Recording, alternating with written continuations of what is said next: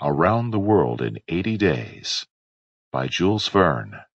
Chapter 1, in which Phileas Fogg and Passepartout accept each other, the one as master, the other as man. Mr. Phileas Fogg lived, in 1872, at No. 7 Savile Row, Burlington Gardens, the house in which Sheridan died in 1814.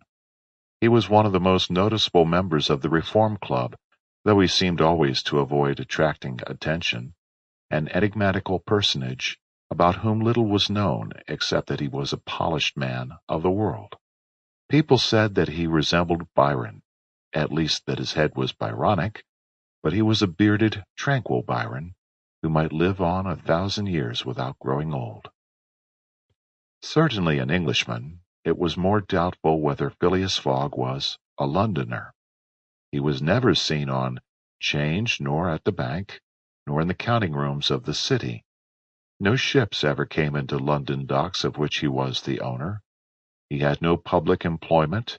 He had never been entered at any of the Inns of Court, either at the Temple, or Lincoln's Inn, or Gray's Inn, nor had his voice ever resounded in the Court of Chancery, or in the Exchequer, or the Queen's Branch, or the ecclesiastical courts. He certainly was not a manufacturer, nor was he a merchant or a gentleman farmer. His name was strange to the scientific and learned societies, and he never was known to take part in the sage deliberations of the Royal Institution, or the London Institution, the Artisans' Association, or the Institution of Arts and Sciences.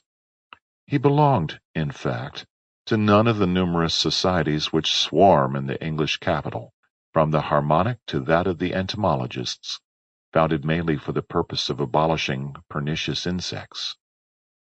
Phileas Fogg was a member of the Reform, and that was all. The way in which he got admission to this exclusive club was simple enough. He was recommended by the Barings, with whom he had an open credit. His checks were regularly paid at sight from his account current, which was always flush. Was Phileas Fogg rich? Undoubtedly. But those who knew him best could not imagine how he had made his fortune, and Mr. Fogg was the last person to whom to apply for the information.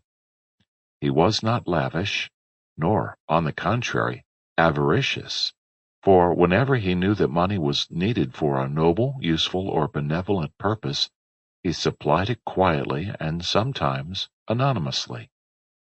He was, in short, the least communicative of men. He talked. Sample complete. Ready to continue?